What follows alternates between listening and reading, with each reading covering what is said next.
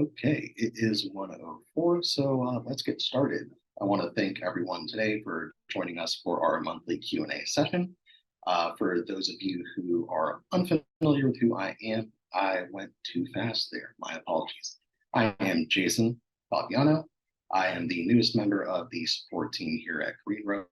I've been here for about 5 months now, and this is my first Q&A webinar. So thank you for joining me on that. And throughout this whole process, it is a Q&A. So if you do have any questions, you can either add them into the chat or the Q&A area, and we'll get to those right at the end of our presentation.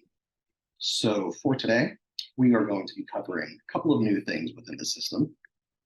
We're going to be covering new templates that we have within the EasyBuilder. We're going to be covering the opportunities history icon that's been added, as well as the journey decision operator update. So to kick things off, I would like to begin with going through those new EasyBuilder templates. So we're just going to head on over to the EasyBuilder. There has been, I believe, 6 templates that have been updated recently. And we're going to go through all of them just so you can see how they're looking in the system. So you'll just go to the system templates. And the first one that we're going to be checking out today is going to be the company welcome template. So all of these templates have been getting redesigned by Jensine. She's been doing a lot of hard, great work and making things look phenomenal.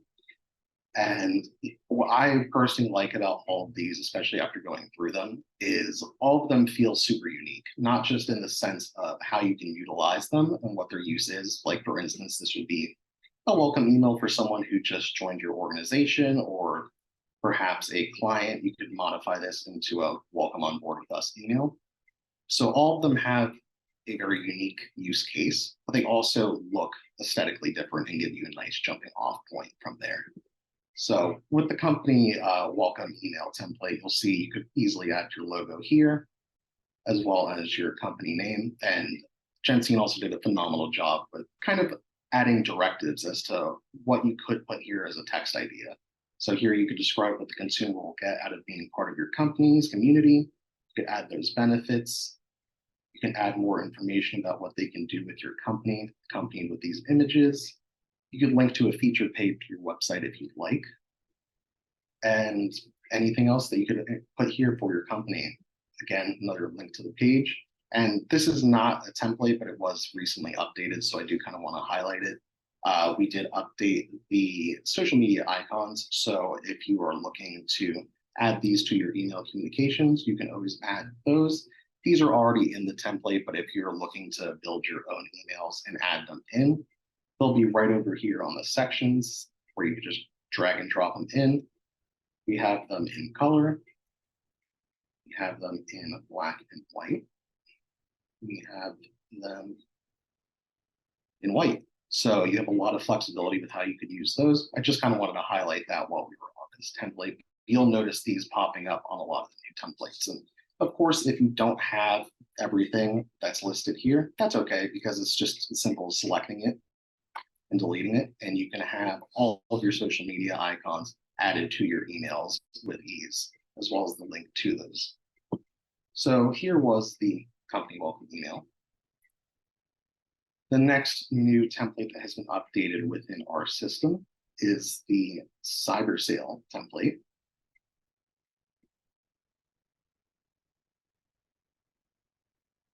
Just a second.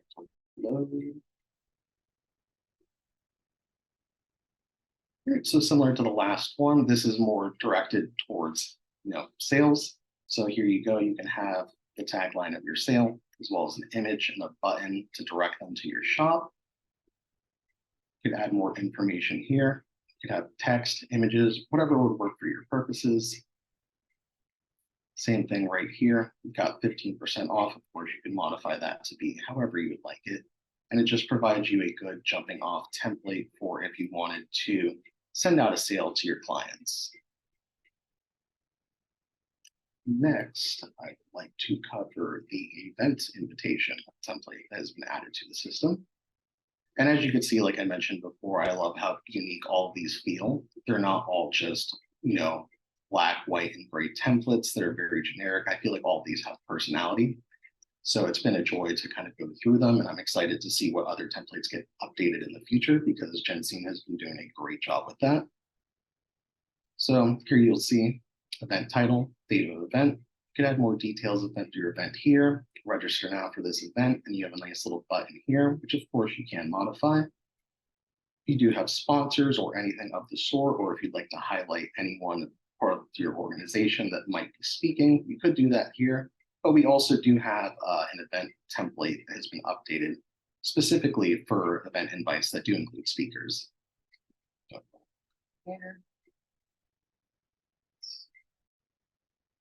Here is the event invite with speakers. As you can see, the background is a little different. It has the pixel background, which of course you can change. You can change it from dots if you'd like, if you'd rather it be cross-hatched or no background at all. That's the beauty of these templates, because you do get that starting off point, but at the end of the day, you can make it look appropriate for your brand. So same as the last one, event title, date of event, city, state. You got your placeholders as usual, and you can add any information you would need. And with these, because it's the event with speaker, it is a little nicer to have it side by side, I think. I do like that touch. And we also have two more templates to go through before we move on. I'm getting ahead of myself. We have the Explore template. This template is definitely targeted towards travel, as you can see by the imagery. But of course, you can update it to fit any of your needs.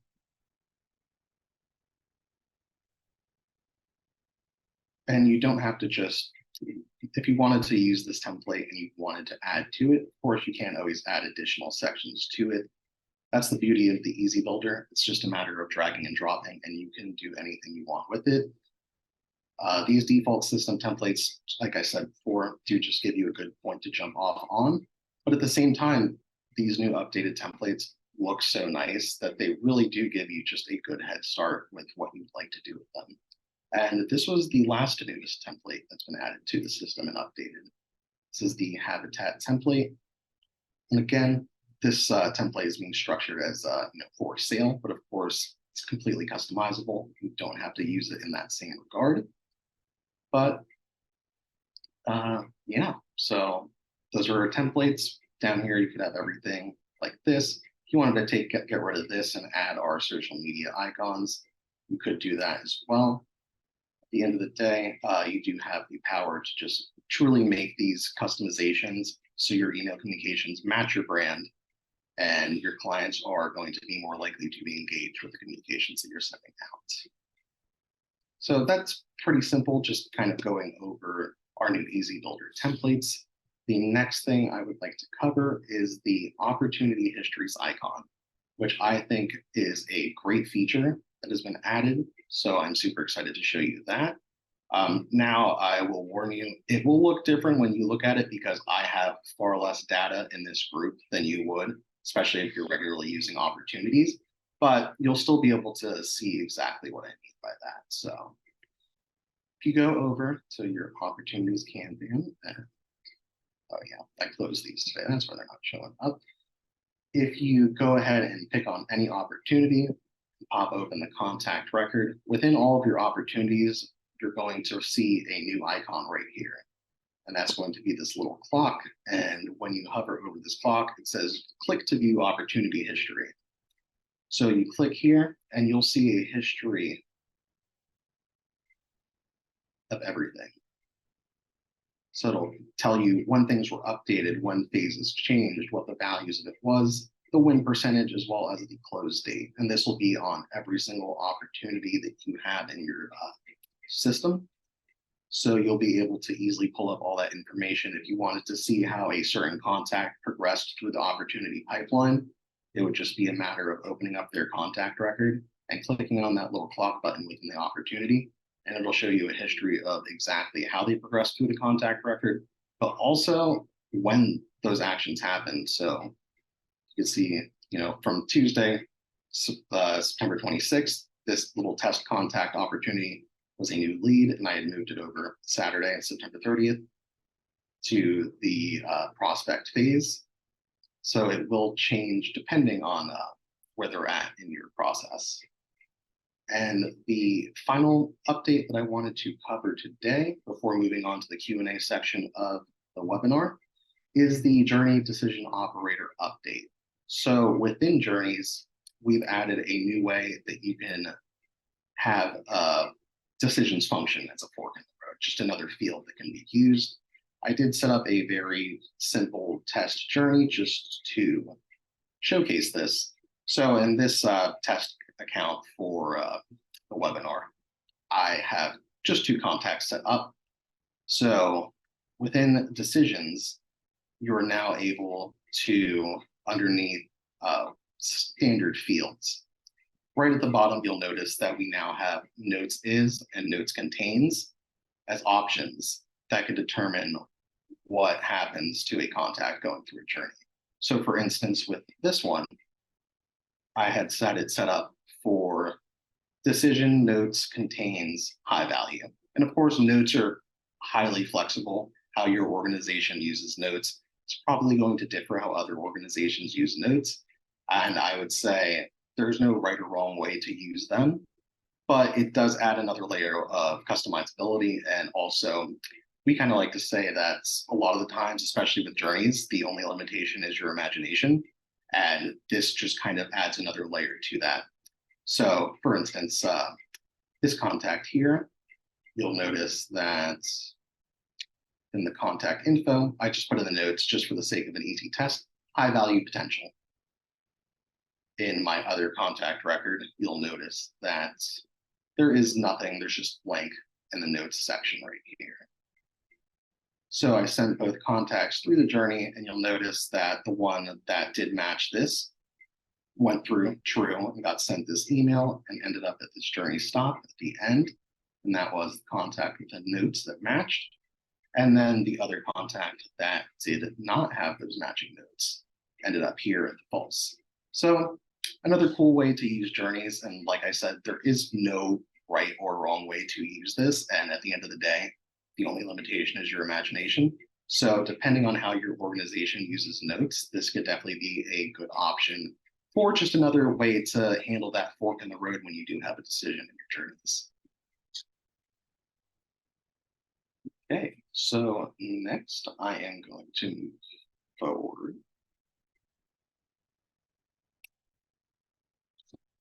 to questions that have been submitted prior to the Q&A.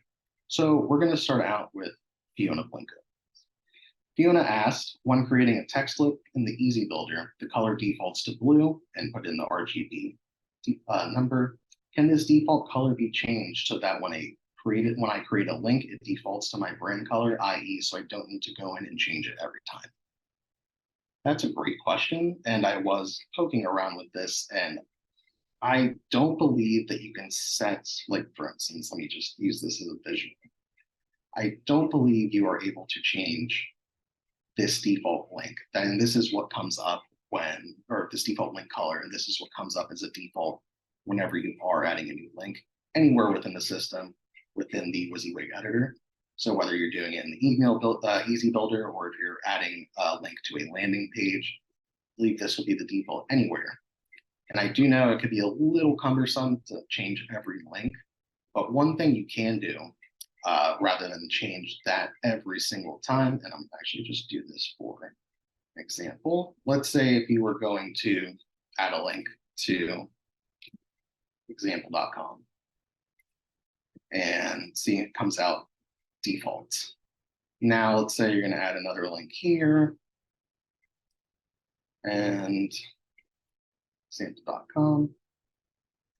So rather than adjusting the color of the link when you are going into it to link to it right here, that'll lead you to doing it multiple times. If you actually just put all of your links within the template itself and then update the link color on the side here, let's just make it green so it's easy to see. You'll notice that all of the links on the page do turn green. So I'm not entirely sure if there's a way to save the default. As I mentioned, I don't believe there is. I will definitely check into that, and I could follow up with you via email. But for the time being, I do believe that a good way to go would be to getting the links into the content itself prior to changing the link color. So that way, when you do change the link to match your branding color, you're only changing it that one time, and it's going to change all of the links in your email.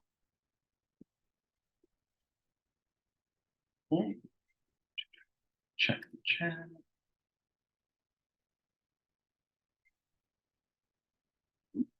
Okay, next question. This is from Nikki. Can you start creating journeys before you've imported your contacts or before you've organized contacts into groups?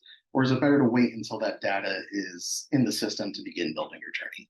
So that's kind of completely dependent on you. If you know what kind of flow you'd like to send your contacts through, there's absolutely nothing wrong with building your journey ahead of time because at the end of the day, a journey is just going to be when you're building that journey, the main things that are going to be used through that journey are, let's say, if you need certain user fields filled out, if you need, for instance, if you need certain user fields filled out, if you're going to be sending certain email templates to your clients, and you know what those are going to be, then you can certainly build out those email templates, create any custom user fields you might need for that journey. And you can absolutely 100% build out your journey before adding any contacts to your system. So it really is just a personal preference. Like for instance, I don't have a lot of files on this account, but journeys aren't group specific either. So you can just add them in your system. And like, let's say for instance, if you know that you want a journey to start out with someone getting sent an email, and we're just going to use test email and no re-click automation. And you know, after they receive that email, you want there to be a delay just to give them time to check that email out. So we'll just give it 24 hours. And then let's say, depending on that, you want a decision to happen. So if the contact read or clicked previous email, then they could go through. Or if they didn't, you could send them down another path. But all in all, journeys aren't specific to the contacts or the groups within your system. They're going to be their own thing. So if you know how you want that journey to function and you know what kind of emails you're going to be sending out and how that communication is going to work, you 100% can absolutely set that journey up before you import any contacts into your system.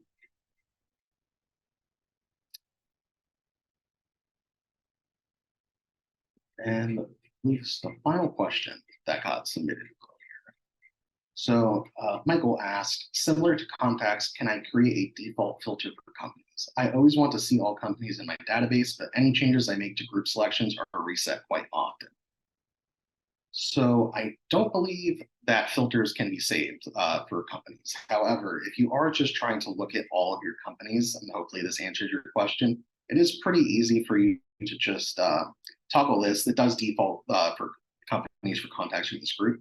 If you show companies from contacts from all groups and show all companies and hit update, it will pull up all of the companies that are in your system.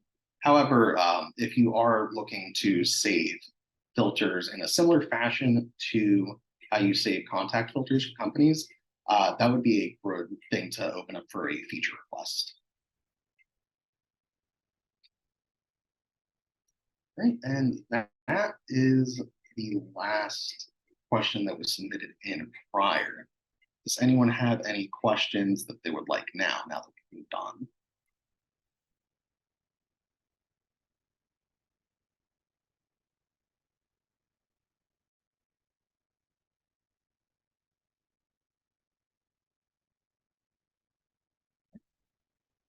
Give y'all a second to type in any questions you might have.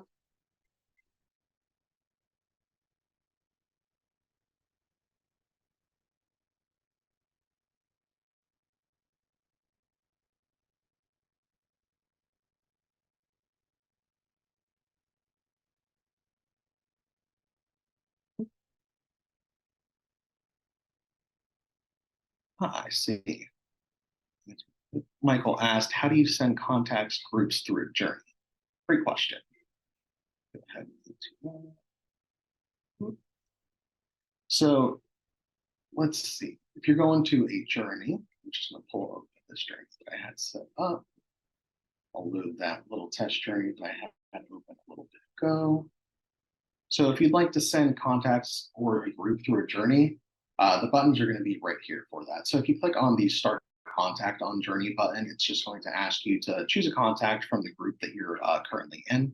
And from there, you can type in their name and it will show them or show you their name and they'll be added to the journey. Or if you want to start an entire group on a journey, you'll just do the same process. You'll just start group on journey, and I'll get this little warning because all the 2 contacts that I had in this group already went through the journey, but otherwise it would start them on the journey and then they would move through it.